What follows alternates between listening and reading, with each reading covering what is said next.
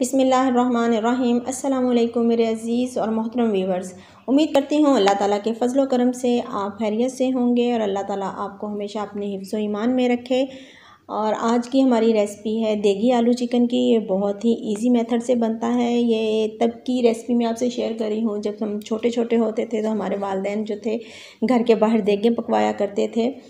तो ये वो वाली रेसिपी है जो मैं आपके साथ अब शेयर करूँगी। आप भी इस रेसिपी को फॉलो करके आलू चिकन बनाएं और बिल्कुल वही टेस्ट आएगा आपको देख के जैसा।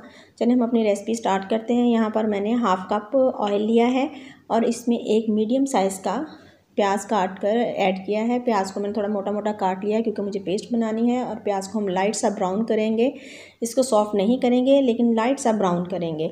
और इसमें फिर मैंने 3 मीडियम साइज़ के टमाटर और 4 से 5 स्पाइसी ग्रीन चिली ऐड करके इसकी पेस्ट बना ली है। और उसी ऑयल में मैंने एक तेज़पात लिया है, उसको मैंने वॉश कर लिया है क्योंकि इसके ऊपर मट्टी लगी होती है। और उसमें 3 से 4 लौंग, 2 बड़ी इलायची और 3 से 4 छोटी छोटी दालचीनी की स्टिक्स ऐड करके इसको मैंने क्रैकल कर लिया है। और इसमें हाफ़ kg चिकन ऐड किया है। अब चिकन को हम इन मसालों के साथ फ्राई करेंगे। चिकन को हम गोल्डन करेंगे ताकि इन मसालों का जो टेस्ट है वो चिकन में आ जाए और चिकन पे एक गोल्डन सा अच्छा सा कलर आ जाए। और यहाँ पर चिकन गोल्डन हो चुका है।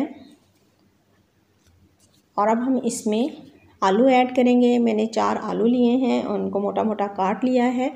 आलू ऐड करने के बाद 1 टेबलस्पून भर के लहसुन अदरक का पेस्ट ऐड करेंगे।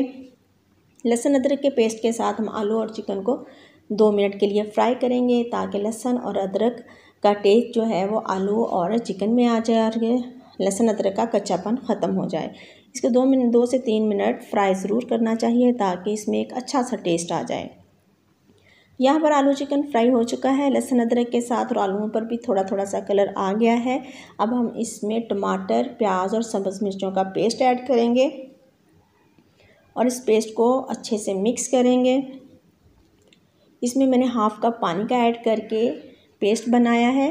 और अब हम इसमें मज़ीद पानी ऐड नहीं करेंगे। इसी पेस्ट में हम आलू और चिकन को कुक करेंगे। मैंने 1 टीस्पून नमक का ऐड किया है, 1/4 टीस्पून कलवंजी का ऐड किया है और हाफ़ टीस्पून हल्दी का ऐड किया है। नमक मिर्च आप अपने टेस्ट के अकॉर्डिंग सेट कर सकते हैं।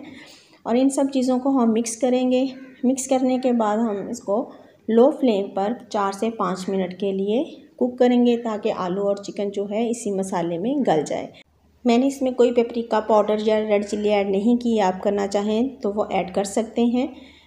4 से 5 मिनट हो चुके हैं चिकन और आलू को पकते हुए और देखें मसाले ने घी सेपरेट कर दिया है और आलू और चिकन भी ऑलमोस्ट हमारे कुक हो चुके हैं। हमें इसे ज़्यादा भूनने की अब ज़रूरत नहीं है। अब हम इसमें सिर्फ अपनी ग्रेवी के लिए पानी ऐड करेंगे और ये हमारा बहुत ही ज़बरदस्त सा देगी आलू चिकन का मसाला बनकर तैयार हो चुका है। अब हम इसमें एक मसाला ऐड करेंगे, वही इसका सीक्रेट है, बादियान का फूल, जायफल और जावित्री का पाउडर। अब हम इसको पीस कर ऐड करेंगे। बाज़ार से भी पाउडर मिल जाता है लेकिन जायफल और जावित्री का मिलता है, बादियान का नहीं मिलता। मैंने इसमें एक फूल बादियान का, थोड़ा सा जायफल और जावित्री पीस कर ऐड किए हैं और इससे बहुत ही ज़बरदस्त सा टेस्ट आता है। बिल्कुल ही देगी चिकन का टेस्ट आता है जायफल, जावित्री और बादियान के फूल को जब हम पीस कर डालते हैं। अब मैंने यहाँ पर 1 जग तकरीबन पानी का ऐड किया है और फिर हम इसको ढक्कन लगाकर 5 मिनट तक कुक करेंगे लो फ्लेम पर। आपको जितना शोरबा रिक्वायर्ड हो आप उतना पानी डाल सकते हैं।